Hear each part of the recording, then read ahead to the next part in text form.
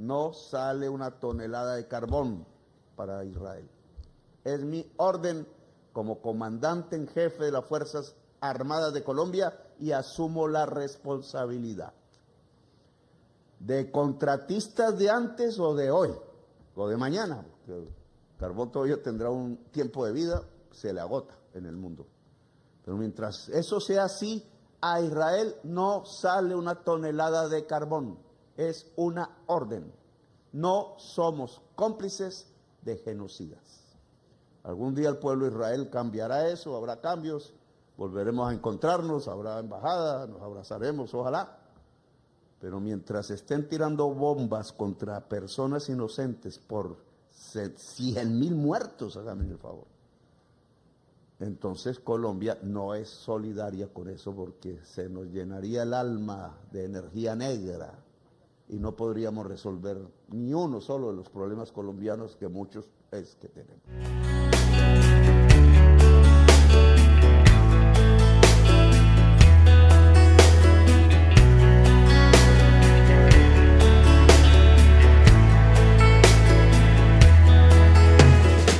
Colombia no será cómplice del genocidio. Creo que es la cuarta vez, por lo menos ante la opinión pública, que Gustavo Petro da la orden, o dio esa orden, que no más carbón para Israel. Y aún así, se siguen pasando las órdenes del presidente por la faja, porque ahorita más adelante vamos a ver lo que ocurrió precisamente con la salida de un buque con carbón desde Puerto Nuevo, Ciénaga Magdalena, con destino a Hadera, Israel. Eso fue el día de ayer, salió a las 7:47 de la mañana, hora de Colombia. Ahora veremos eso. Fantástico y bendecido día les deseamos una vez más aquí en Colombia con C. Hoy viernes 25 de julio, que se están cumpliendo 1083 días del gobierno del cambio, del primer gobierno progresista y perteneciente al pueblo colombiano. Repito, les decimos bienvenidísimos una vez más aquí a Colombia con C, y como siempre, gracias eternas, totales, infinitas a todos ustedes por su impresionante apoyo. Esas palabras de Gustavo Petro, aquí tocamos dos temas, ¿no? Uno, pues la orden, por supuesto, la orden que se ha dado y que, como digo, se la han pasado una vez más por la faja las órdenes del presidente, pero el otro tema también es lo que venimos hablando, ¿no? El por qué otros países sí son capaces de hacer un barco y en Colombia no, si tenemos la capacidad. Pero nunca se ha tenido el apoyo del Estado y siempre se ha pensado, no, tenemos que importar las cosas, eso cómo vamos a hacer nosotros algo así, eso está fuera del alcance de los colombianos. ¿Por qué gracia?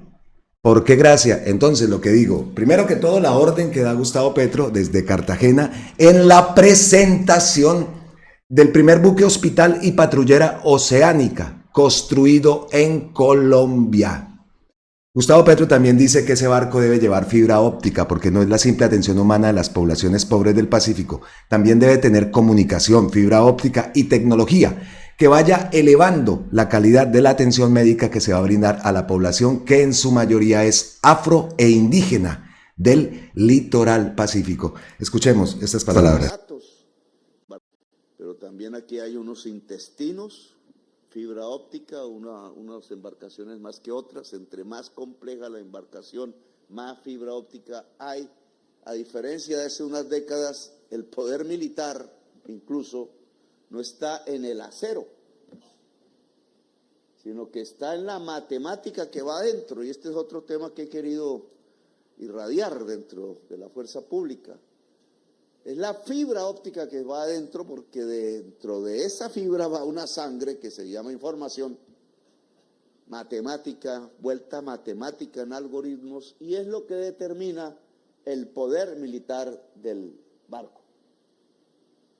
Si puede defenderse de otro tipo de matemáticas que lo pueden atacar, etcétera. Cómo se pilotea cada vez más a través de las matemáticas.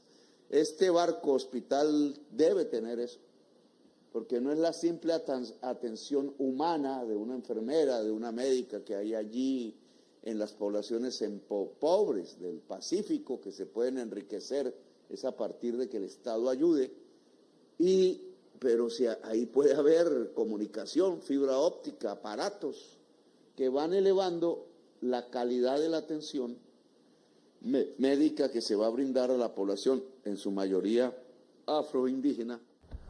Y este barco tiene esa finalidad. Esto hace parte de nuestro modelo de atención preventiva y primaria, que tiene una inversión pública en este gobierno que suma la de los 3 gobiernos anteriores todos juntos, porque no se creía en la salud pública, no se creía en la prevención. Los datos que presenté en el Congreso de la República preliminares muestran una caída de las tasas de mortalidad y morbilidad de manera importante en niños, niñas, causas de desnutrición, causas generales, madres, mujeres embarazadas, fetos y personas adultas en las enfermedades crónicas, que caen un 12% desde el último año del gobierno de Duque a la fecha. Luego, el modelo preventivo está dando resultados. La crisis de la salud no es una crisis de la salud, es una crisis de las EPS, que es diferente. El barco que aquí se tira, entonces, tiene que ver, primero, con la ayuda que le hacemos a Estados Unidos para que no enloquezca su sociedad, y segundo, con la ayuda que hacemos a los pueblos más excluidos de Colombia para que atiendan a su población desde el punto de vista del derecho a la salud, y el tercero va para San Andrés. Escuchamos hablar ahí a Gustavo Petro y decía 3 barcos, ¿no? El buque hospital, el barco hospital y 2 barcos más que van a estar en la lucha contra el narcotráfico, según lo que decía, para ayudarle a Estados Unidos para que su sociedad no siga destruyéndose de la forma que estamos viendo. Y el tercero que dijo que iba a estar en San Andrés.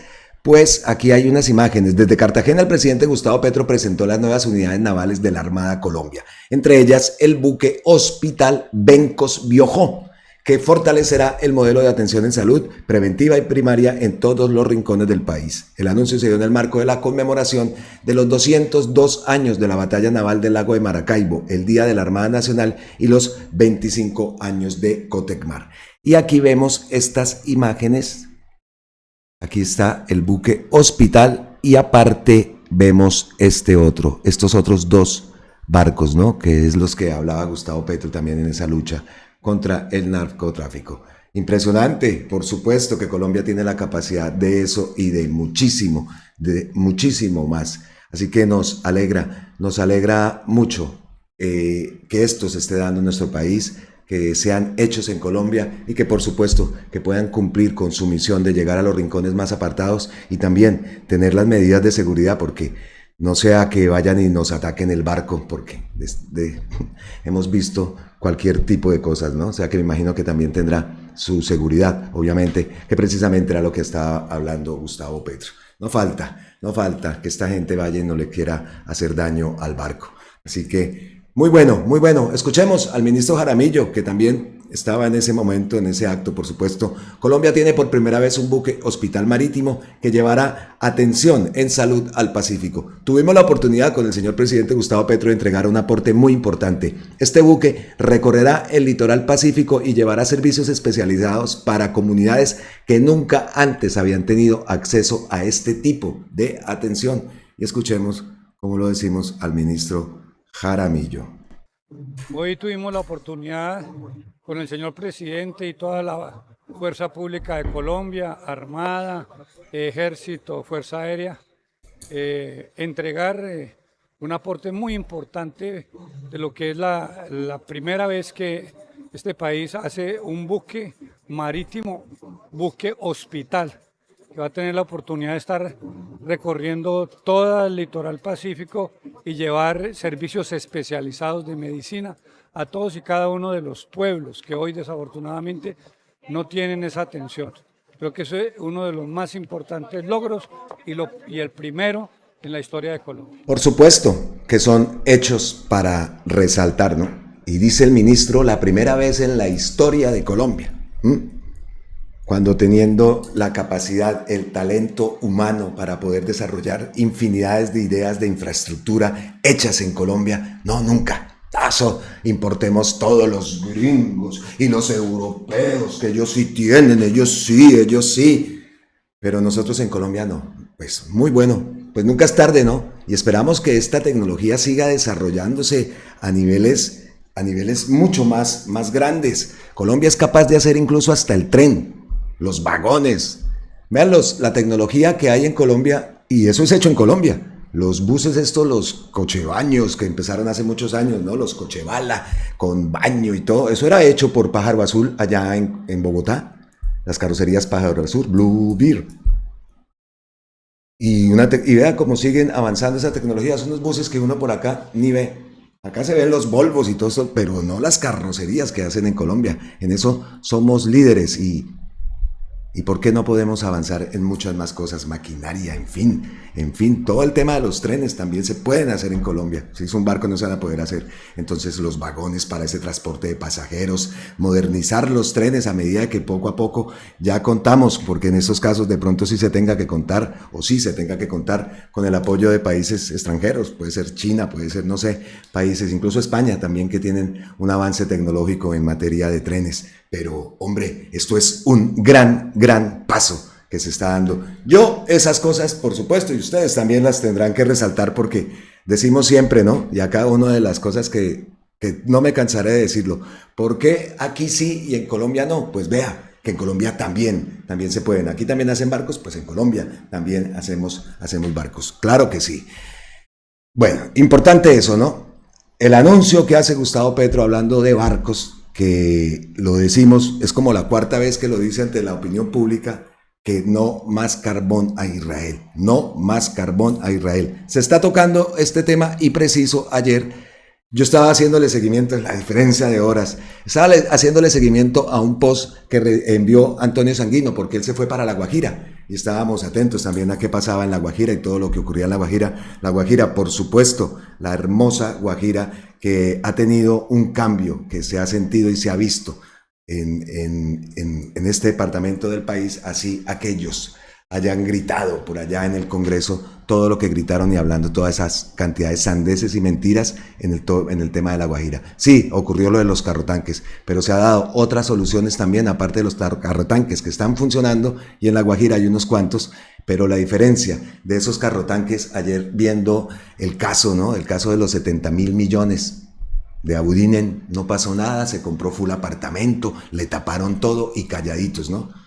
Es algo que tenemos que decir, ¿no? Comparando esos dos casos, el caso de carrotanques y el caso de centros poblados, ¿no? La diferencia, por lo menos allá están pagando cárcel, ¿no?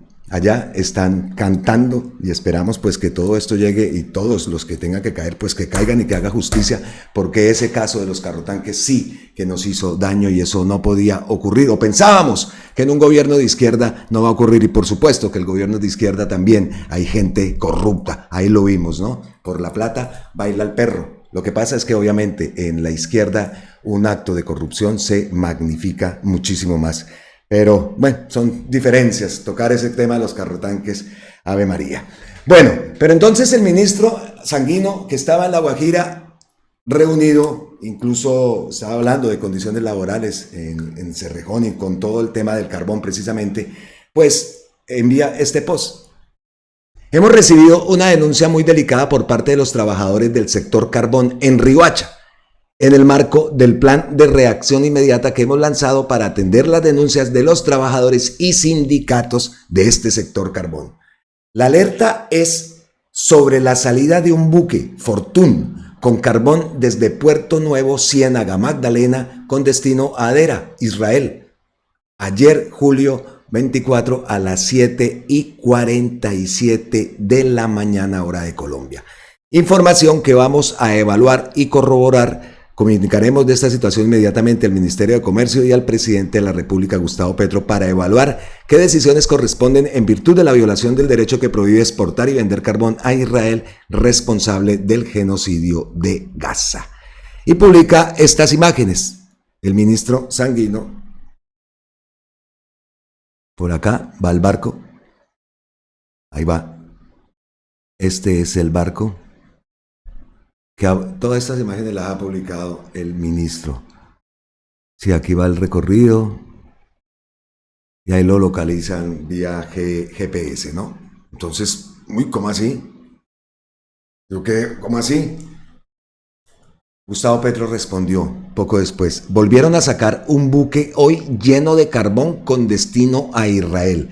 Un desafío a mi gobierno. Le pido al ministro de Trabajo reunión urgente con los sindicatos del carbón. El informe de cumplimiento de sentencia de la Corte Constitucional sobre la explotación del carbón y el derecho de las comunidades indígenas.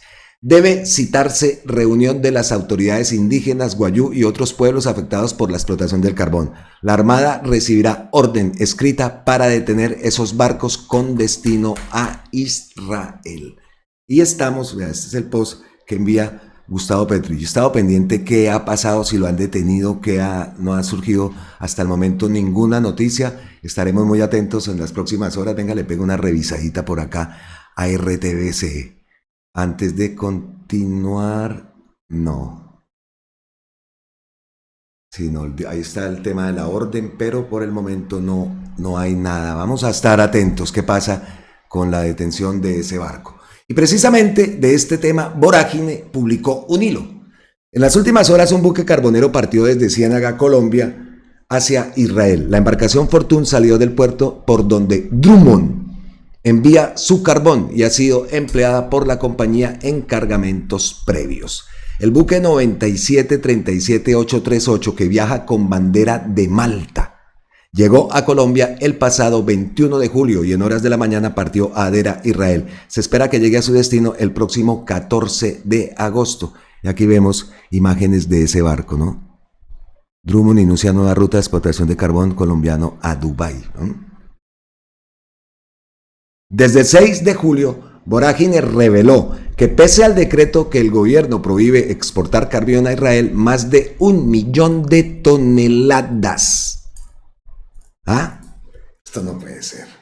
Han sido enviadas en el último año al menos 30 embarcaciones. Y aquí vemos este documento, la parte del documento, la fecha del documento que emitió la Presidencia de la República y especialmente pues directamente el presidente, 14 de agosto del 2024. Excepciones al decreto han permitido que empresas como Drummond y Glencore, dueña de Cerrecon, sigan exportando este recurso a Israel. Y Vorágine publica un artículo, la historia completa dice, vamos a leer un poco acá. El presidente Gustavo Petro publicó en su cuenta de X un mensaje que no dejó espacio para la ambigüedad. Con el carbón colombiano hacen bombas para matar a los niños de Palestina. Ese 18 de agosto del 2024, el Ministerio de Comercio, Industria y Turismo expidió el decreto 1047 que prohíbe las exportaciones de hullas térmicas carbón a Israel.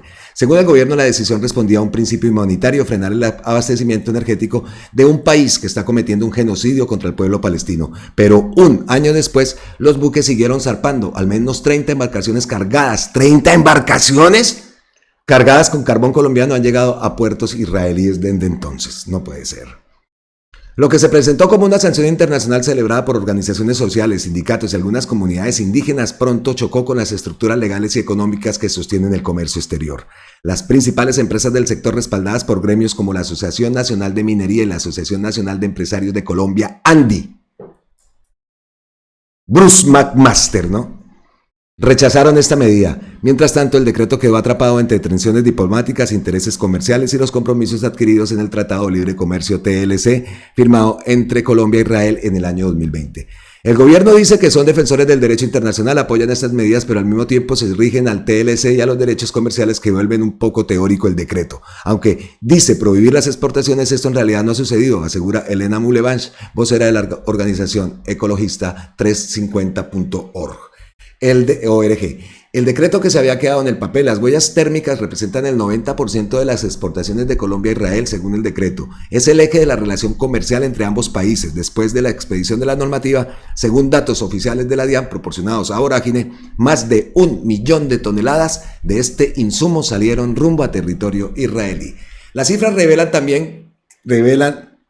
también revelan quiénes han seguido enviando el insumo: las compañías carbones del Cerrejón Limitada, propiedad de la multinacional suiza Glencore, y la estadounidense Drummond. Continúan exportando bajo el amparo de las excepciones incluidas en el mismo decreto. Solo en estas operaciones se han movido más de 400.000 millones de pesos. La normativa establece 3 condiciones bajo las cuales la exportación de carbón sigue siendo permitida. Si el cargamento ya contaba con autorización de la DIAN antes del decreto, si la empresa exportadora está debidamente autorizada y registrada ante la Sociedad de Comercialización Internacional, o si el negocio fue cerrado legalmente antes de la entrada en vigencia de la medida. En cualquiera de esos escenarios, los embarques continúan sin restricción. La petrolera Drummond confirmó a Vorágine que se acogió a la primera de las excepciones contempladas en el artículo 2 del decreto, que para continuar las exportaciones, la empresa solicitó el reconocimiento de una situación jurídica consolidada o una expectativa legítima, la cual fue aprobada por las autoridades competentes. En su respuesta, no reportó impactos ni modificaciones en su producción a raíz del decreto. Por su parte, Cerrejón se abstuvo de dar declaraciones. Para Manuel González, internacionalista y analítica de los conflictos en Medio Oriente, la sanción internacional que intentó aplicarse a Israel no fue pragmática, solamente está prohibiendo una parte del comercio, por lo tanto hay otro gran segmento que le genera ingresos tanto a Israel como a Colombia. Eso genera una sanción incompleta, asegura el experto. Uno de los fundamentos del decreto es que el carbón colombiano es usado como suministro energético y ese insumo esencial para las actividades asociadas a la industria militar. Por eso la normativa busca generar presión económica internacional sobre Israel para que cesen las acciones violentas contra el pueblo palestino, pero ni el texto del decreto, ni la DIAN, ni el Ministerio de Industria y Comercio han precisado de qué forma el carbón exportado está vinculado con la producción de armamento. Increíble. Increíble las cifras. Increíble los datos, y lo más increíble es cómo se han pasado la orden del presidente Gustavo Petro, y por supuesto esta gente va a recurrir a cuanto a hueco legal encuentren. Entonces pues vamos a ver en qué termina todo esto, vamos a ver en qué termina. Antonio Sanguino publicó después de esa respuesta de Gustavo Petro a lo que estábamos viendo: Gustavo Petro atendiendo sus instrucciones, presidente Gustavo Petro atendiendo sus instrucciones, hemos convocado a las organizaciones sindicales del sector del carbón y a las autoridades indígenas del pueblo wayú a audiencia el próximo jueves 31 de julio en Riohacha. Las decisiones del gobierno del cambio se respetan y acatan. Hasta el 31 de julio van a tener la reunión, la semana entrante ya estamos a puertas de terminar. Dios mío, este año va volando, ya vamos a terminar julio, ¿no? Acá emite también Antonio Sanguino un comunicado de prensa: desde Riohacha atendimos una delicada denuncia de trabajadores del carbón sobre una posible exportación ilegal a Israel. Iniciaremos investigación formal y daremos traslado al Ministerio del Comercio y al presidente Gustavo Petro. La dignidad no se negocia, es lo último que ha publicado la página del Ministerio de Trabajo y la cuenta de Antonio Sanguino en su cuenta de X referente a esto. Pero aquí tenemos que tocar un tema, porque Gustavo Petro, en esa reunión, en ese encuentro que tuvo con los ministros de energía de los países integrantes de la CELAC, dijo esto. Escuchemos. Que está llevando el carbón colombiano por barco y están haciendo las bombas C con el carbón colombiano, cuando el presidente decretó que no. O sea, el presidente de Colombia no tiene poder. Soy un cascarón aquí, un títere de un teatro que llaman política, y la política real, es decir, el poder está en otro lado. Mi ministro de Comercio anterior, ministra Reyes, me engañó. Se llevó el decreto, no pasó por los filtros jurídicos, porque alguien hubiera dado cuenta.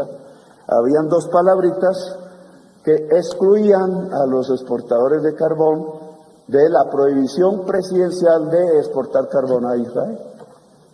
Reyes, cómplice del genocidio en Colombia, no, en Gaza.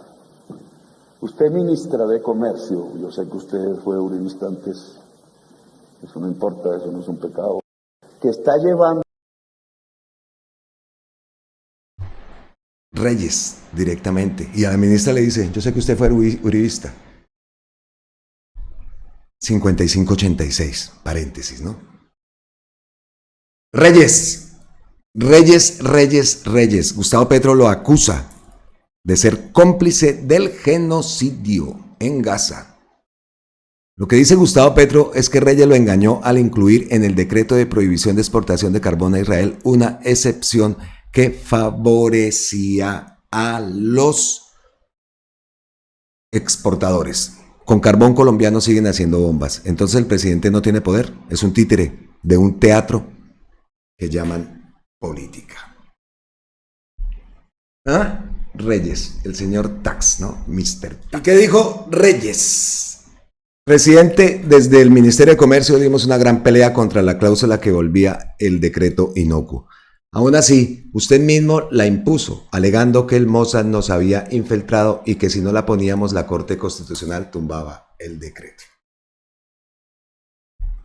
Ah, definitivamente, Dios mío, Gustavo Petro sí estaba rodeado, era un poco de víboras, ¿no? Y acá pensando entonces que estamos pendientes qué va a pasar con el barco, obviamente cruzará área marítima colombiana, me imagino que tendrá que tener intervención de otros países para poderlo detener. ¿Cómo va a ser esto? Y vamos a ver qué ocurre, porque la orden está dada y la Armada la ha puesto en marcha. Entonces estamos muy atentos. Hoy me desperté buscando esa noticia a ver si había dado ese momento, porque lo que digo, tendrá que tener apoyo de otros países si ya ha cruzado aguas internacionales colombianas, y qué reacción, ¿no? Y qué respaldo jurídico va a tener esta gente de estas empresas.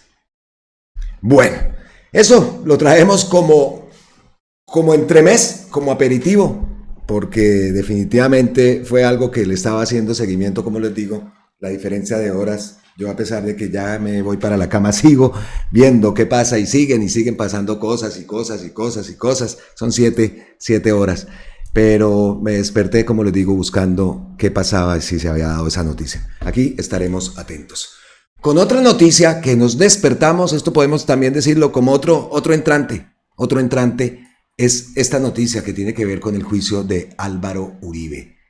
Testigo clave contra Uribe. Juan Guillermo Monsalve es trasladado de emergencia a un centro médico. Pudimos leer que se trataba de un dolor en el pecho, descartaron un infarto, pero aún así fue trasladado a un centro médico con todas las medidas de seguridad. Como les digo, fue otra noticia con la que nos despertamos el día de hoy, aunque en un primer momento, esto lo escribe El Tiempo, aunque en un primer momento se descartó que se tratara de un infarto, el médico del centro penitenciario recomendó su remisión a una institución hospitalaria con mayores capacidades diagnósticas. Por ahí decía Iván Mejía Álvarez, piensa mal. La atención se habría ordenado en cumplimiento de los protocolos establecidos por el IMPEC y coincide con un momento clave en uno de los procesos judiciales más seguidos en los últimos años. Monsalve es considerado pieza clave en el expediente contra Uribe y cuyo juicio se encuentra en la fase final. Ya sabemos que estamos a 3 días, ya son 3 días, oiga, uy, el lunes, 3 días faltan para que la jueza Sandra Heredia dicte sentencia. 3 días nomás. Pues atentos también, otro punto que dejamos abierto, pendientes de la evolución y del desarrollo de esta noticia, que sin duda, pues, repito, qué raro todo esto, Dios mío. Y vamos a mirar en la cuenta de Miguel Ángel del Río a ver si tiene alguna reacción ante esto. Miguel Ángel del Río, como el abogado, a ver, no ha reposteado, trasladan de urgencia, pero no se ha manifestado por el momento. Eso en cuanto al doctor Miguel Ángel del Río. Y en cuanto al senador Iván Cepeda, no, esto fue el comunicado de prensa que vimos, pero por el momento no ha reposteado nada en torno a esta noticia del traslado de Juan Guillermo Monsalve a un centro médico, a una clínica, a un hospital, para revisarle un dolor en el pecho. Bueno, esa es otra noticia. Y la otra noticia positiva con la que nos despertamos y veníamos hablando acá en videos anteriores, el tema del paro de los arroceros. Y vimos ayer cuál era la mafia, ¿no? El entramado que hay detrás de este paro, de estos paros arroceros. Pues noticia positiva también, el gobierno logró acuerdo para poner fin al paro arrocero en Colombia y así fue el consenso, lo tomamos de RTBC Noticias. El gobierno alcanzó un histórico acuerdo con los productores de arroz para poner fin al paro arrocero en Colombia. Participaron los ministerios de Agricultura, Comercio e Interior. Recordamos entonces que el paro ya llevaba 11 días, se cumplían 11 días de este paro, 7 puntos. 7 puntos son los acordados con los arroceros para levantar este paro. 1. Una regulación del precio del arroz paddy verde. Aquí el gobierno someterá al régimen de libertad regulada el precio al arroz. Una medida de defensa comercial. El Ministerio del Comercio evaluará la viabilidad de promover la implementación de medidas de defensa comercial y fundamento en la política de aranceles. Tercero, la creación de una comisión técnica. Esta mesa de participación tiene varios objetivos para identificar e implementar mecanismos que permitan arropar las productoras afectadas por las precios del arroz del paddy verde desde el 26 de junio de 2025. Tarifa uso del agua. TUA buscará una solución definitiva que permita ajustar el sistema y método del instrumento económico que permita el acceso justo al agua para el sector agropecuario. Una unidad de gestión pensional y para fiscales. El Ministerio de Hacienda liderará una mesa técnica con el objetivo de revisar las fuentes de información como el INSUOP a la resolución 209 del 2020. Controles a centros de acopio. Se comprometen a realizar controles en los centros de acopio y en los molinos en los lugares acordados en la mesa. Finalización de acciones de movilización y restablecimiento de la movilidad de las vías del país. Declaran culminado el paro nacional arrocero y suspendido todos los cierres de vías y manifestaciones asociadas. Esos son los puntos. Entonces, pues lo que queremos es pues que se arropen, ¿no? Que se arropen los arroceros, que se arropen los campesinos de todo el país y que se ponga en marcha todos esos procesos de industrialización que estábamos hablando, ¿no? Porque esa es la verdadera solución. Entonces, pues vamos a ver qué ocurre, vamos a ver también qué avanzan esas mesas técnicas, la creación de esas mesas técnicas, participación que tiene varios objetivos, implementar mecanismos que permitan arropar las productoras afectadas por los precios de arroz. Y lo otro que hablan acá es a los controles a centro de acopio. Se comprometen a realizar controles en los centros de acopio y en los molinos, en los lugares acordados en la mesa.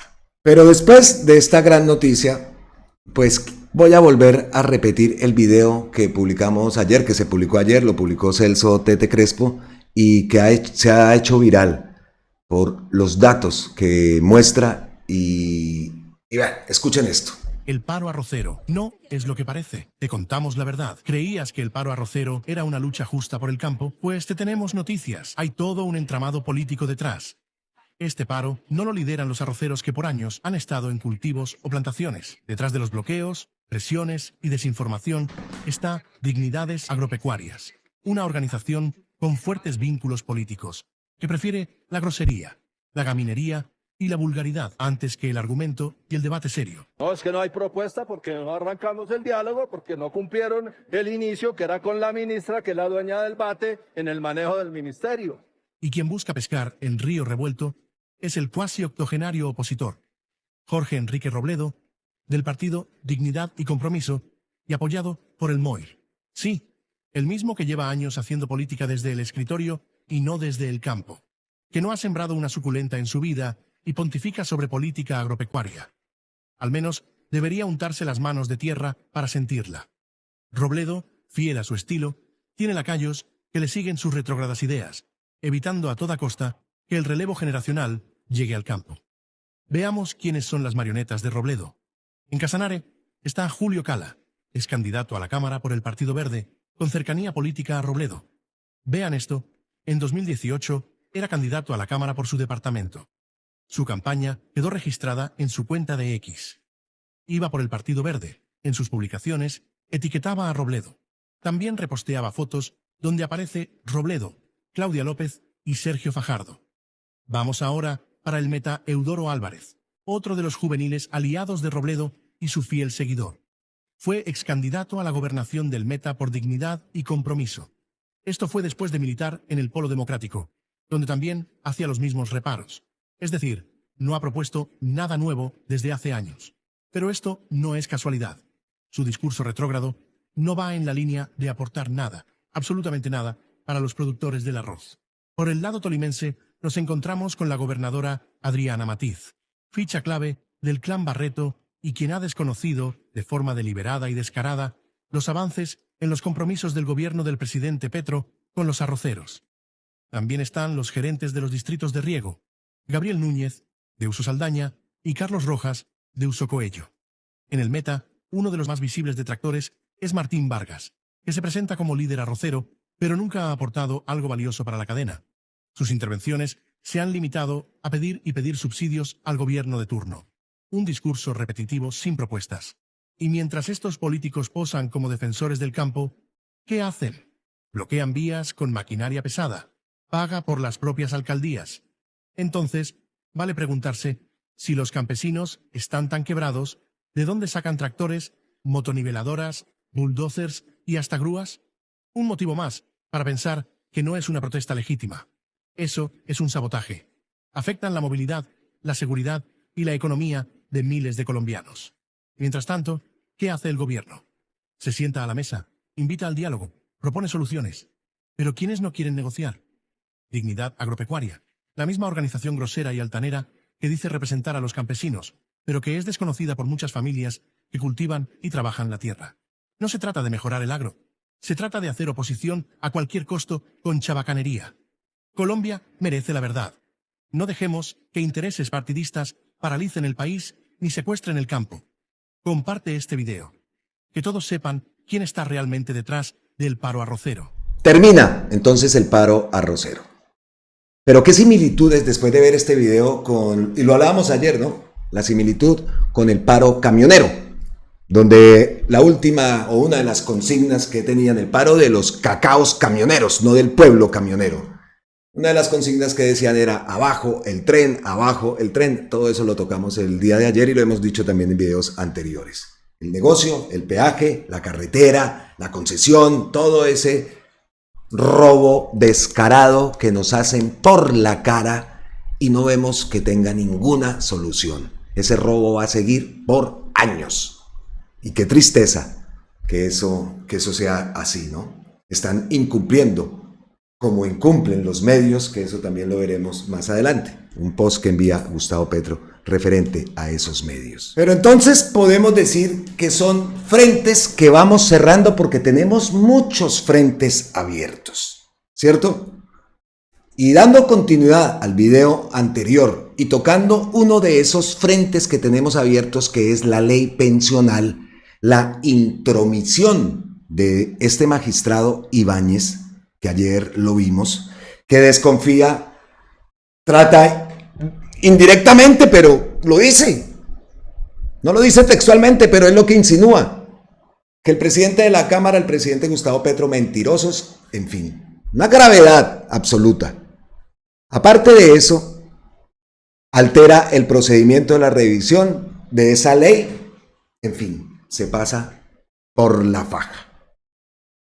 Ayer hablábamos de eso, pero hoy vamos a complementar con Armando Benedetti, con Antonio Sanguino, con Luis Guillermo Pérez. Aparte, Wilson Arias acaba de postear algo en este momento, también lo traemos entonces en esta sección y también traemos a Carolina Corcho sobre eso. ¿Equilibrio de poderes o es un uso de la justicia, una manipulación de esa corte constitucional con fines electorales? No quieren que el gobierno, que los viejitos, nuestros adultos mayores empiecen a recibir ese bono. Pues ahora van a llevar, que no quiere sopa, como es caldo, se le dan 2 tazas, ¿no? Pues ahora se ha reducido esa edad y van a ser muchas más las personas beneficiarias de ese bono pensional. También hablábamos del presupuesto, cómo va a ser la aprobación de ese presupuesto en el Congreso, en fin. Pero entonces vamos a hablar de la ley pensional y ampliamos lo que hablábamos el día de ayer, como lo digo, con la intervención y con los posts que han enviado estos ministros y Carolina Corcho también, y Luis Guillermo Pérez, por supuesto. Armando Benedetti dice: ¿cómo es posible que el magistrado Ibáñez ponga en duda lo que diga el presidente de la Cámara y altere el procedimiento de la revisión de una ley que 3 millones de viejos y viejas están esperando? ¿Es que él no quiere que entre en vigencia la ley? Claro que no. ¿Hay una extralimitación de sus funciones? ¿Cuántas veces en la Corte había pasado esta dilación? En ese auto hay más política que ley, ¿no? Antonio Sanguino, agrego preguntas. ¿Están informados los demás magistrados de esa actuación? Pregunta que nos hacíamos ayer nosotros. ¿Y los otros qué? Entonces, ¿Ibáñez los representa a todos? ¿O es que los otros no tienen voz ni voto? ¿Cuál es el sometimiento en esa Corte Constitucional? ¿No está prejuzgando el magistrado Ibáñez? Es otra pregunta que hace Antonio Sanguino. ¿No podría ser objeto de una recusación? En todo caso, es una inocultable animadversión del magistrado Ibáñez al derecho a una vejez digna de los colombianos. Antonio Sanguino. Por otro lado, Luis Guillermo Pérez. Todo esto es que es verdad. Es parte de las dificultades que tenemos hoy en la Administración de Justicia. Aquí, si los medios no salen a cuestionar la violación de la división de poderes, como si cuestionan ampliamente al presidente, los medios. Al presidente Gustavo Petro por expedir un decreto conforme a sus facultades constitucionales. Si el presidente de la Corte Constitucional quiere hacer política, puede hacerlo, pero deje su condición de togado. Y si quiere gobernar, que se haga elegir. Reformar a fondo la Administración de Justicia y crear un tribunal independiente para aforados que pueda juzgar los abusos de los propios magistrados, se debe hacer. ¿Cómo creen ustedes que se debe hacer eso? ¿Cómo creen que logramos eso? Por una Asamblea Nacional Constituyente. No hay más. No hay más. Si no, seguiremos en este bucle. Que logremos el 55-86. Claro que muchas cosas avanzan, pero es que enfrentar eso tiene que ir acompañado ese 55-86 con una asamblea constituyente. Es que no hay más, no hay más. Es el momento. Yo no entiendo cómo muchas cuentas progresistas hablan y dicen que este no es el momento es ahora. El momento es ahora. Pienso yo, ustedes tendrán su opinión y eso es respetable. Por supuesto que sí. Para mí, pienso que el momento es ahora. Cuando se politiza la justicia, se afecta al Estado de Derecho y los cimientos mismos de la democracia. O sea, es que ¿qué cimientos tenemos? ¿Qué cimientos tenemos? La Constitución pasada por la faja. Ese estado de corrupción que ya está instalado. ¿Qué habla Gustavo Petro? Algoritmos y todo eso que hemos descubierto y que Gustavo Petro, siendo un zorro, entre comillas, que lleva tiempo metido en lo que es esta actividad parlamentaria, no se sabe. Y esa es una de las cosas, de los legados que tenemos que dejar del gobierno que Gustavo Petro nos deja, porque se ha podido descubrir parte de cómo es ese entramado de corrupción, esa gobernanza paramilitar, cómo era, que manejaba los recursos, cómo manejaban todo. Vea el tema de los barcos. Vea el tema de los barcos que hasta ahora, un barco de esa calidad. Van a salir ahora a decir los otros, no, ahí está el barco. No, que es que Duque, que es que Uribe, que... Sí, por allá vimos submarinos, sí señor, efectivamente, por allá vimos un submarino a control remoto hace muchos años, no esos que salieron ahora, no, hace muchos años. Y los ideaba Pablo Escobar, ¿no? Y siempre también hay un refrán en la calle en Colombia, ¿no? Oiga, es que si fuéramos buenos para otras cosas. ¿Perdón? Pues ahí está, que sí lo somos.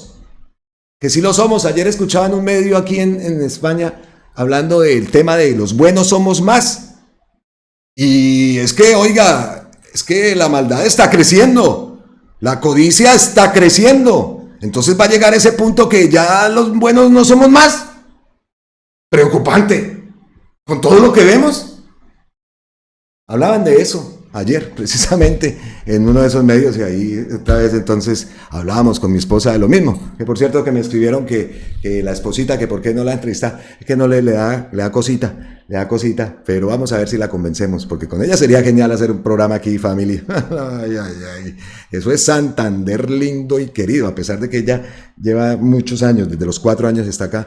Ella tiene sangre santandereana y eso a veces se ve como se le ataraviesa la iglesia de Vélez. Como es un dicho santandereano, ¿no? Más atravesado que la iglesia de Vélez. La iglesia de Vélez tiene su... La maldad está creciendo en el mundo. Entonces, ¿qué cimientos tenemos nosotros? ¿Qué cimientos? Nada. Todos los cimientos chambones. Se trató de hacer que tuviera buenos cimientos con una constitución, pero eso. Entonces, la democracia, ¿cuáles son los cimientos de la democracia en Colombia? Una gobernanza paramilitar, que es lo que ha habido. Wilson Arias, fresquito, esto está fresquito y recién publicado e incluso reposteado por Gustavo Petro. Manifiesto mi airado lamento a propósito de la injustificada dilación a cargo del magistrado Jorge Enrique Ibáñez en la revisión de la ley de reforma pensional por parte de la Corte Constitucional. El Congreso de la República ha hecho esfuerzos enormes por cumplir todo lo que es de su competencia con la finalidad de que obtener, digamos, la positiva gestión de la Corte, su concurso en esto que es una reivindicación muy sentida de la clase trabajadora. Quiero rechazar el bloqueo institucional, el irrespeto a nuestra función legislativa y demandar la urgente, la pronta resolución de este proceso tan importante para los intereses de la clase trabajadora colombiana. Wilson Arias acaba de publicar este video, manifiesto mi airado lamento por la injustificada dilación a cargo del magistrado Jorge Enrique Ibáñez en la revisión de la reforma pensional. Importante reivindicación de la clase trabajadora en Colombia, reclamo respeto al proceso legislativo y cese del bloqueo institucional. Y por el otro lado también el Banco de la República, ¿no? Alineados todos. Es una grosería inmensa desconfiar del presidente y presumir que mentimos al firmar el decreto de extras parlamentarias. Oiga, y es los medios que han publicado también de esta forma. Ahí tuvo que salir Gustavo Petro a desmentir al espectador. Esta nota es desinformadora, vean la diferencia. El presidente Petro calificó como una grosería inmensa la decisión de Ibáñez de decretar nuevas pruebas. La grosería radica en tratar de mentirosos al presidente de la Cámara y del presidente de la República. Esa nota es desinformadora. Los medios. Siempre lo venimos diciendo. Los medios. Ahora vamos a leer un post de Gustavo Petro con el tema de los medios, que es lo siguiente que tenemos. ¿Pero qué dijo Carolina Corcho en este debate? Debate ante una acción totalmente fuera de la ley por parte de este magistrado Ibáñez, y nos preguntamos y repetimos, ¿los que están detrás qué? ¿Cómplices? Después de ser derrotada en la Corte Constitucional la ponencia del magistrado Ibáñez, donde buscaba hundir la reforma pensional, decidieron enviar a la Cámara de Representantes para subsanar vicios de trámite. Carolina Corcho. La Cámara repitió el último debate de la reforma pensional por orden de la Corte. El presidente de la Cámara envió un informe de 49 páginas evidenciando el cumplimiento de todos los requisitos. Ahora el magistrado Ibáñez ordena 17 pruebas nuevas, incluido un viaje del presidente Petro, dilatando la decisión sin justificaciones.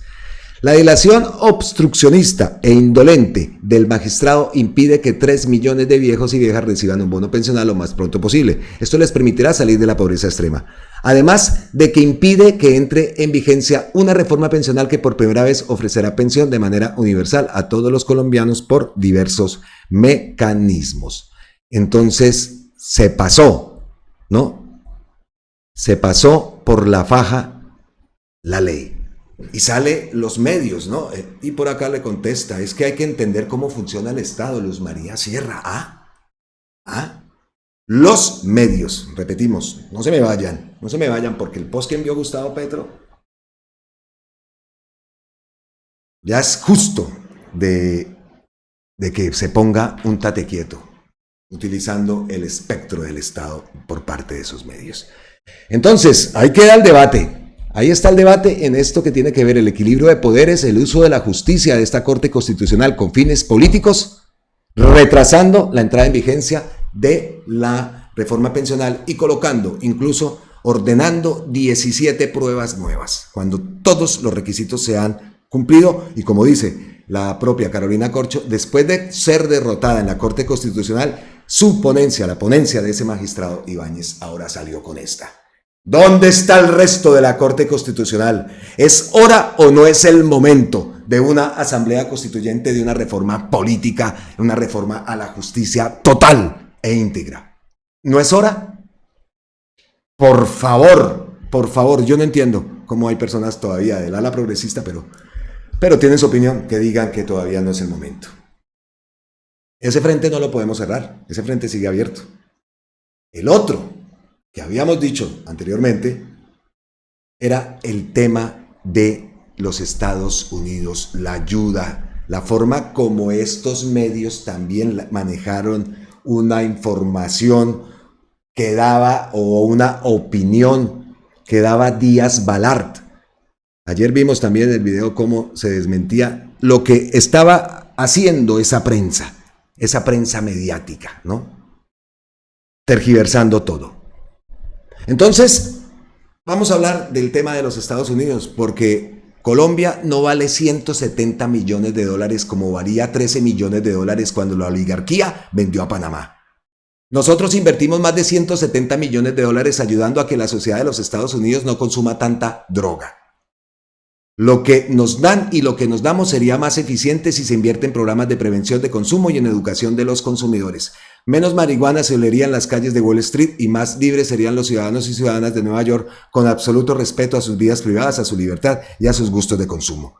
En cuanto a mí, los padres fundadores de los Estados Unidos y el padre de Colombia, Simón Bolívar, me enseñaron que la libre expresión, el libre pensamiento, la libertad de la palabra no tienen precio. Ejerzo mi parresía, nadie me la silencia mientras esté vivo. Colombia no vale 170 millones de dólares. Gustavo Petro, cuando envió ese post, citó a Santiago Osorio. Dice macondiano y real. Medios, Estados Unidos, aquí tenemos ese cóctel. A esta hora, un colega mío de la oposición disfruta en la W Radio que un congresista de Estados Unidos, Díaz Balart, el amigo de Leiva, anuncie una propuesta para recortar en aproximadamente 170 millones de dólares las ayudas no militares a Colombia para el 2026. Dice con sevicia que es lo merecido por el tono desafiante del gobierno Petro a Trump. Le encanta y sonríe porque quieren asfixiar las finanzas del país con el único objetivo de impedir las transformaciones sociales en el último año de gobierno. Oiga, y esta pregunta que lanza, ¿la gente de verdad piensa que a la oposición le importa el país? Eso ya tenemos claro. Así hacen política, mezquindad sin límite. Dígale de parte mía a ese senador que ayer justamente de Wall Street Journal reveló que Donald Trump sale en la lista de Epstein y por eso no lo publicó. Y por ahí vimos que Donald Trump, un capítulo de South Park, una serie que me encanta, le dio duro a Donald Trump y por allá vimos que brincó. Increíble, increíble la verdad como la llevaron a ese capítulo de South Park. Impresionante. ¿Cómo ven eso, no? Entonces, disfrutan, los medios divulgan eso, la gente disfruta con esas noticias y con la forma como la presentan, porque ayer vimos incluso a Alejo Toro hablando de cómo era la realidad. De eso es un informe de Díaz Balart, eso no es la decisión que se está tomando o que va a tomar, no sabemos si la tomen o no la tomen. Pero vio el comentario del amigo que estaba disfrutando de lo que ocurría en la W. Camilo Andrés García, es que esto lo estoy haciendo como parte de la intro al post de Gustavo Petro, al que les digo, el post referente a los medios. Camilo Andrés García, esta mañana hablando con un familiar, otra historia similar, que la vive y las vivimos todos y nosotros acá hablamos mucho de eso, ¿no? De la tienda, del WhatsApp, de la tía uribista. Esta mañana hablando con un familiar, porque aparte también lo vi y lo sentí allá en Colombia, ¿no? Esta mañana, hablando con un familiar, me dice, muy grave, eso de Petro que le entregó el país a Maduro. Así. Yo, ¿pero de qué habla, familiar? Eso ya salió en todas partes, Red Más, noticias en RCN, en Semana. Y Camilo hizo...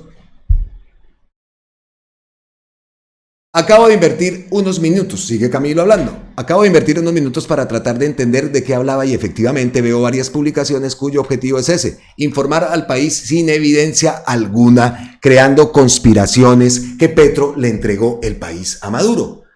Es absurdo el enfoque de la noticia que le dio Red Más Noticias en un video de YouTube publicado hace 16 horas. Entre líneas y sin evidencia alguna crea la idea que existe un oscuro acuerdo entre Petro y Maduro para darle medio país.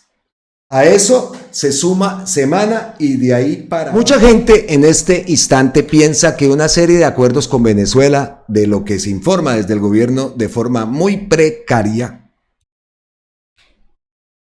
Camilo no es petrista, él nunca lo ha manifestado, ni petrista ni uribista. Él es incluso, por ahí dice cristiano, él es un duro en todo esto de hackers y de detectar, tiene un blog hiperconectado, en fin, de detectar noticias falsas, de detectar cómo emplean las estrategias, cómo se aplican estrategias de mentiras, y él busca de dónde nace todo esto. Es un duro Camilo Andrés García para esto, ¿no?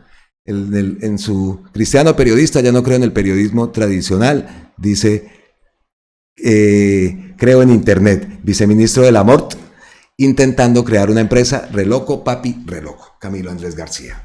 Bueno, entonces, el gobierno de una forma muy precaria, también el proceso de comunicación, se cumple el sueño de la derecha, finalmente nos convertimos en Venezuela. Vea, repitamos. Mucha gente en este instante piensa que una serie de acuerdos con Venezuela, de lo que se informa desde el gobierno de forma muy precaria, entre paréntesis, le están entregando el país al comunismo. Se cumple el sueño de la derecha, finalmente nos convertimos en Venezuela. Y ya no hay nada que hacer. Mucha gente cree todo que está perdido y que vamos a perder soberanía, como afirma el Pasquín Innombrable citando a un general retirado, pero que publican con uniforme con el claro sentido editorial de desinformar. Eso viajará de WhatsApp en WhatsApp a la velocidad de la luz por todo el país sin ninguna evidencia, porque hasta el momento no veo ninguna evidencia, pero la gente en Colombia no sabe ni siquiera qué es una evidencia periodística. Y una gran parte de ese sector de desinformación es culpa del propio gobierno. Son incapaces de informar con altura y profesionalismo sobre lo que firman con Venezuela. No se sabe qué firmaron, no son capaces de explicar qué firman, no son capaces de redactar un comunicado. Opinión de Camilo. Proceso de información. ¿Dónde está el proceso de información? ¿Ustedes saben claramente qué es lo que se acordó? Eso no se presta para eso. Y la culpa no es del gobierno. La culpa es de la gente que está alrededor. ¿Y quiénes son los que están alrededor en esos procesos de comunicación? Hagan ustedes la prueba, pregúntenle a su mamá, a su tía, a su hermana qué le pasa en TikTok sobre la entrega de la soberanía del país a Maduro. Me cuentan. ¿Qué les dicen? Por supuesto, lo que dice Camilo es verdad. Esto va a rodar y rodar y rodar en el WhatsApp. Independientemente del papel del proceso de comunicación en Colombia, también es cierto que los medios no pueden venir a soltar como sueltan lo que están soltando y hablando de que prácticamente se le entregó el país a Venezuela. De eso no se trata. Pero, ¿cómo se detiene eso? ¿Cómo se detiene eso? Y por supuesto, todo es con un cálculo electoral. Venir ahora con este cuento de que le entregaron, por fin ahora sí nos convertimos en Venezuela. Que sale el Matarife a decir que lo primero que haría era cortar ese acuerdo binacional. Zona binacional con Venezuela crea condiciones económicas y sociales favorables para ambos pueblos, presidente Gustavo Petro. Una zona binacional no es entregar la soberanía de la patria, es crear condiciones sociales y económicas que permitan que dos pueblos de sangre común e historia común puedan ser dueños de sus territorios, prosperen y vivan bien, afirmó este jueves, lo tomo de la página de la presidencia. Asimismo, el mandatario se refirió a las palabras del expresidente Uribe, a quien a través de un video rechazó la constitución de la zona binacional. De hecho, el jefe de Estado se refirió con dureza a las decisiones que gobiernos uribistas tomaron en sus relaciones con Venezuela, las cuales derivaron en una proliferación de grupos criminales vinculados al narcotráfico y una crisis económica y social de las poblaciones fronterizas. Los gobiernos uribistas decidieron romper las relaciones entre los pueblos. Eso provoca que las mafias dominaran los territorios y las poblaciones, matándolas. Señor Uribe, perder soberanía hoy es que mafias extranjeras y nacionales dominen nuestra población fronteriza a partir de las armas y el terror, recargó el mandatario en X. La firma del memorando de entendimiento para crear la zona de paz, unión y desarrollo entre Colombia y Venezuela se presentó el viernes pasado en la ciudad de Caracas. El memorando que crea la zona económica especial se establecería inicialmente en los estados de Táchira y Zulia por el lado de Venezuela y norte de Santander por el lado colombiano, con la posibilidad de incluir a otros departamentos fronterizos.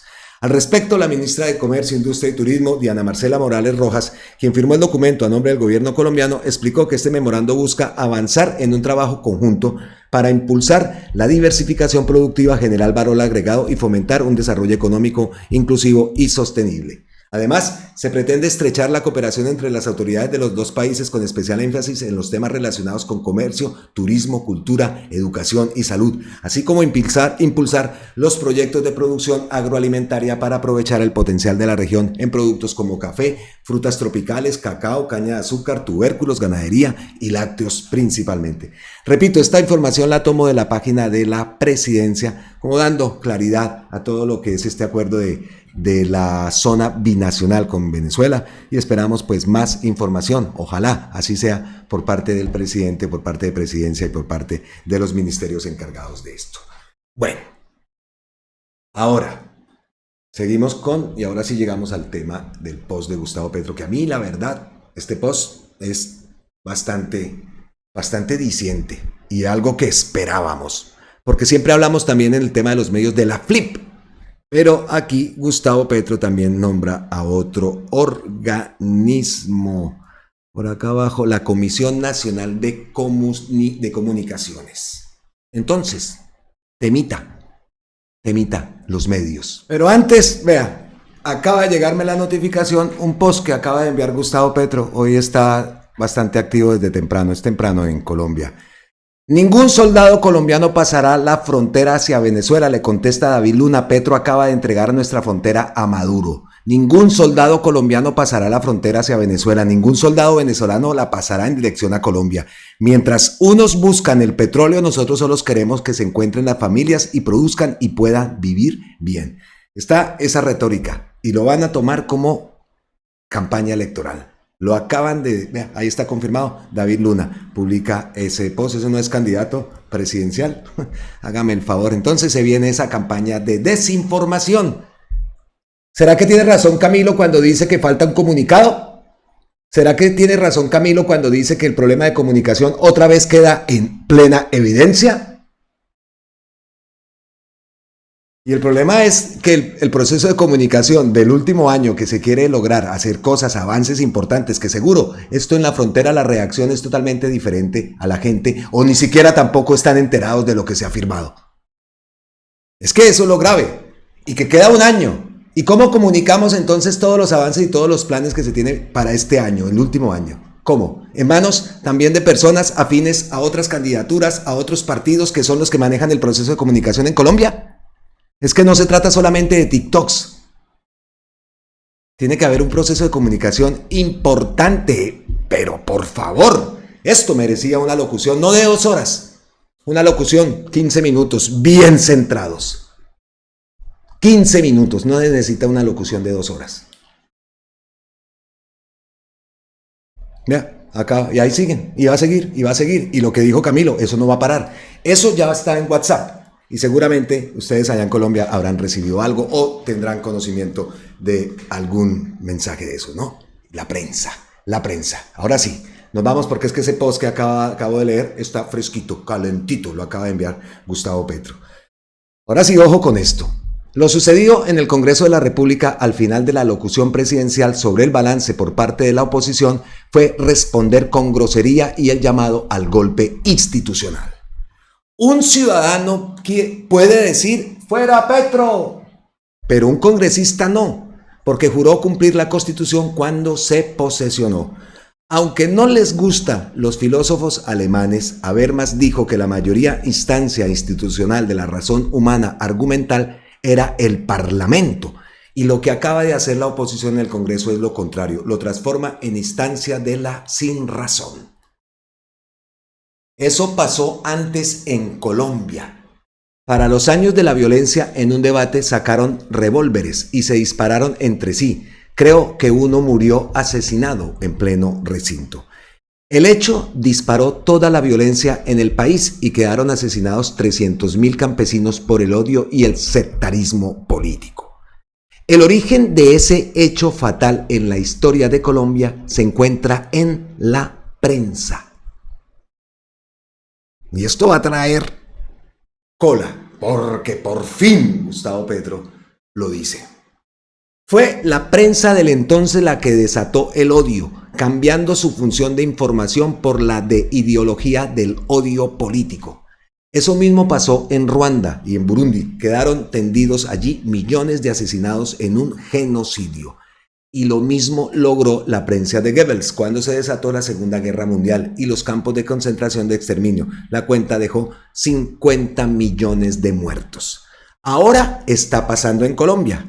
El parlamentario de baja intelectualidad insulta porque sabe que la prensa amplifica su insulto y su persona. El Congreso está camino a la degradación por la prensa. No le abre la página al argumento, no, eso no, sino al insulto, a la sinrazón. Había un medio antes, era El Espacio, ¿no? Era todo así. La prensa que tenemos hoy es la constructora de violencia, porque en su mayoría es propiedad del gran capital. El gran capital no quiere este gobierno por la misma razón que sus integrantes evaden decenas de billones de pesos en impuestos. Dinero que se llevan del país, tal como lo confesaron al diario El País de España, porque son de castas hereditarias y no les gusta la igualdad y cosas de esas. Un acuerdo nacional no es más que ellos paguen sus impuestos de ley y con ese dinero se financia la Universidad de los Derechos Fundamentales de los colombianos. No quisieron hacer ese acuerdo nacional, sino que escogieron intentar destruir la imagen del presidente y derribarlo. ¿Cuánto daño han hecho a mi fuero humano, al de mi familia y al pueblo al desinformarlo y llenarlos de odios? El problema central aquí, ante una información cotidiana, tóxica, es cómo debe ser la acción del gobierno ante la prensa. Para no hacer el debate, siempre traen el coco del cierre de medios. De hecho, los medios televisivos y radiales simplemente son contratistas del gobierno. El espectro es de la nación y por él se transmiten las ondas de la televisión y la radio. El contrato es para que exploten comercialmente un bien de la nación. Son concesionarios. El contrato se viola si los medios rompen la Constitución, el derecho a la información y la verdad. Y aquí se está violando todos los días. 1083 días. Cualquiera diría que hay que liquidar entonces los contratos. He sido partidario de otra salida. Construí una poderosa red de comunicación por redes y me he comunicado y defendido hasta donde puedo. Busco que la sociedad construya sus propios medios de comunicación para dejar de ser manipulados por el odio, la ignorancia inducida y los intereses económicos del gran capital. Pero el gobierno no debe permitir que sus contratistas evadan la Constitución. Así que sin necesidad de entrar a crear medios que no me nace en el alma, hay que proceder hacia que la justicia actúe en defensa del derecho ciudadano. El gran capital da la orden de atacar a Petro y desata en sus jerarquías mediáticas el veneno. Hay más papistas que el Papa, que cometen delitos desde el micrófono. La Comisión Nacional de Comunicaciones, como las CREC, no son independientes, obedecen al gran capital, no al interés general. La prueba es la censura contra el gobierno. Pues actuar en la justicia. Hágame el favor. Qué bueno. ¿Cómo se va a actuar? ¿Cómo lo vamos a hacer? Pero que se dé ese paso. Sería muy importante. Obviamente esto ha desencadenado una ola de ataques. No les vamos a dar visibilidad. pero estamos totalmente de acuerdo. Y así pasa con el tema también de las concesiones en las autopistas, ¿no? Es que la Constitución, entonces los cimientos de nuestra democracia, ¿cuáles son? Si todos se la pasan por la faja, lo que dice, por ejemplo, la Constitución, que es la base, ¿no?, de una democracia. Hasta los medios solamente les interesa el billete, el billete, el billete, el billete, y que el gobierno progresista salga. Pues no lo van a lograr, no pasarán, y eso ya depende de nosotros. Increíble este post, de verdad, algo así estábamos esperando hace mucho, pero ahora queremos ver es las acciones, ¿no? Lo que viene después de este anuncio por parte del presidente. Bueno, vamos llegando al final del video y tenemos como preámbulo de las ñapitas esta noticia que ha publicado Mapi Aguilar. Miren esto, ya es de Hoy Noticias. ¿Quién está detrás de esto? Miguel Uribe está en una UCI, pero alguien paga para que repartan su publicidad de campaña presidencial. ¿Será que su proceso de rehabilitación va tan bien que estará listo para mayo del 2026? Eso lo dice Marapi. Y vean esto. Sí, de verdad. Estos son los de... Buenas. ¿Esto qué es? Miguel Uribe. Es Miguel Uribe. Sí, señor. ¿Y quién es ese tipo? Se lanzó para la presidencia. ¿Se lanzó? Sí, claro. Se lanzó para la presidencia. ¿Por qué? Hicieron un atentado en Bogotá. Pero, ¿este atentado qué?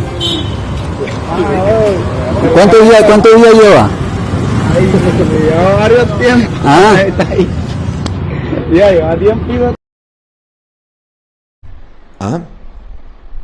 Y según denunciaba Mafe Carrascal, también seguía la campaña de la pauta publicitaria. En fin.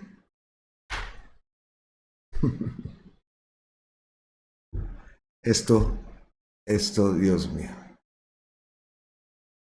Otro preámbulo de ñapitas. O podemos no, comencemos ya las ñapitas. El vendaje, el bonus track, la información de más que siempre traemos en nuestro contenido. Es que tengo acá que me está saltando Gustavo Petro. Hágame el favor, está desde temprano. Vamos a empezar con Wilson Arias, la primer ñapita, ¿no? El bonus track, el vendaje. Paloma Valencia miente. El gobierno de Gustavo Petro ya entregó el doble de tierras a campesinos que el de Duque. Hora de que rectifique, senadora, rectifique, por el contrario sigue con la misma retórica y por ahí estaba contestando. Entonces vamos a escuchar al senador Wilson Arias. Senadora Paloma Valencia, no mienta. ¿De dónde saca usted que el gobierno de Duque formalizó más tierras que el gobierno del presidente Gustavo?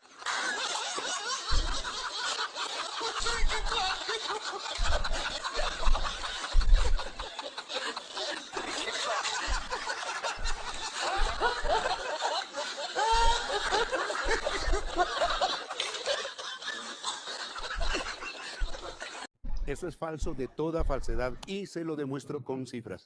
Según datos oficiales de la Agencia Nacional de Tierras, el gobierno Petro ha formalizado y entregado 1.718.000 hectáreas y de esas 419.000 hectáreas han sido entregadas a los campesinos. Mientras tanto, Duque en sus 4 años solamente formalizó y entregó 1.072.519 hectáreas y de esas apenas 202.020 para campesinos. Es decir, que aunque al gobierno Petro aún le falta un año, ya ha formalizado el doble de tierras campesinas que lo hecho por Duque. Y si sumamos las tierras entregadas a pueblos indígenas, comunidades raizales y otros sectores, la cifra supera las 700.000 hectáreas adicionales. Qué cinismo el suyo, senadora. Usted es muy buena para los discursos airados, pero evidentemente pésima para decir la verdad. Con cifras, la senadora Paloma Valencia desmentida. Más ñapitas, esta me encantó. Miren el Palacio de Nariño cómo está, la bandera de Palestina, la bandera de Colombia. Desde el Departamento Administrativo de la Presidencia DAPRE, bajo el liderazgo de la directora Angelicet Rodríguez y en nombre del Gobierno Nacional, alzamos nuestra voz por la justicia, la paz y la defensa de la vida del pueblo palestino que cuenta con Colombia. Impresionante esta imagen. ¿Qué más tenemos? Siguiente ñapita. Esta foto. Los que no lo conozcan, él es el sargento Chalá. El sargento Chalá, bastante conocido, un gran defensor del gobierno del cambio. Venga, lo ampliamos al sargento. Ahí está el querido sargento Chalá. Pues vemos que está bajando como el Palacio de Nariño. Entonces esa es la imagen y postea esto. Siempre listos, es hora de mostrar de qué estamos hechos. Vamos a ver cuál es el paso que se va a dar. Estamos atentos también al revolcón ministerial, ¿no? Al anuncio que hizo Gustavo Petro de cambios importantes en el ministerio, en los ministerios. Siguiente ñapita, traigo a Esther Castro. Hace 7 años el presidente Gustavo Petro en Palmito y Corozal, Sucre, puso de ejemplo a los cultivadores de aguacate para la sustitución del petróleo por la agricultura. Esto ocasionó las burlas de un país sumido en la ignorancia, pero hoy el tiempo le da de nuevo la razón. Pues efectivamente, tiene que ser muy duro para estos medios de la derecha tener que decir que el aguacate, como decía Gustavo Petro, va a reemplazar al carbón en ingresos para el país por sus crecientes exportaciones. Esto lo publica Caracol Televisión. Pues esperamos que tomándose la sopita hayan visto esta noticia, ¿no? Noticia que ya viene desde hace rato. El crecimiento de la exportación de aguacate es impresionante y ojalá coronaran por aquí. Por aquí se llena el mercado de aguacatico, del aguacate colombiano que es mantequilla, de verdad. Siguiente ñapita. Tiene que ser muy duro eso para Caracol, ¿no? Y para esos medios, pero lo que digo, ojalá tomándose la sopita, la gente que ve y consume esos medios pues se dé cuenta que hay muchas cosas que no conocen y que se están dando en el país. Siguiente, entonces, el Grupo Éxito anuncia una inversión por $100 millones en Colombia. A ver, ¿qué más? ¿Cómo ampliamos? Los recursos serán invertidos en la expansión de Almacenes Carulla a nuevas ciudades del país. El Grupo Éxito anuncia una inversión de 100 millones en la expansión de Almacenes Carulla a nuevas ciudades del país. Los recursos serán destinados en la transformación de 49 almacenes, inversiones de centros de distribución, mejoras en tiendas en tecnología y por último en inversiones sociales. Ay Dios, si nos íbamos a convertir como Venezuela, ¿no? Siguiente ñapita. Otra vez traigo a Esther Castro. ¿En serio? ¿En serio? Y luego están llorando porque el Ministerio de Trabajo les abre un proceso. Y miren esta imagen. Es que tiene musiquita. El nuevo cargo pintor en D1. Es que el nuevo cargo es pintor. Nuevo cargo en D1. Con el uniforme y todo. Increíble. Bueno, y ya que estamos con Esther Castro, cerremos el video con esta carta que envía Esther Castro precisamente al presidente Gustavo Petro. Estoy revisando la cuenta de Gustavo Petro, no ha posteado más. Carta a mi querido presidente Gustavo Petro. Comenzaré por decir que eres el peor dictador de toda la historia. Diría que demasiado democrático para lo que la oposición nos prometió en tu campaña. ¿Cómo así que a 3 años de tu gobierno no nos convertimos en Venezuela? Y las cifras mejoran. Inflación, empleo, tasas de muertes por desnutrición o gestacionales, etc. ¿Cómo así que llevaste agua y energía a La Guajira? ¿Cómo así que la prensa filtra información del gobierno casi todos los días gozando de total libertad, protección cero, censura y hasta contratos millonarios en las entidades? ¿Cómo así que cogobiernas con otras corrientes políticas? ¿Cómo así que en este gobierno no se cometieron crímenes de Estado? Por lo anterior me permito expresarte que me encuentro felizmente decepcionada de que la dictadura que nos anunciaron resulte ser más bien una democracia incómoda para los de siempre. Atentamente, una ciudadana que votó por ti y nunca se dejó llevar por el miedo. Atentamente, Esther Castro. Nos sumamos también a esas palabras de Esther Castro. Nada de miedo. Ahí está el dictador. Llegamos entonces al final de este contenido. Esther Castro es bióloga de la Universidad Industrial de Santander. No sé si sea santanderiana, pero pues ahí dejamos la referencia. ¿Quién es Esther Castro? Un abrazote ancestral desde la distancia les envío.